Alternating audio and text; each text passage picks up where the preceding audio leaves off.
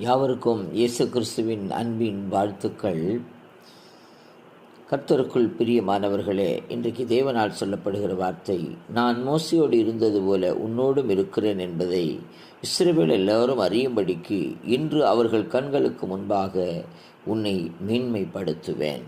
பிரியமானவர்களே, ஆமேன். சத்துருக்களுக்கு முன்பதாக மேன்மைப்படுத்துகிறவர் நமது அருகில் நம்மோடு கூட இருக்கிறார். பிரியமானவர்களே, எதை நினைத்தும் கலங்காதீர்கள், தயங்காதீர்கள், சோர்ந்து போகாதீர்கள்.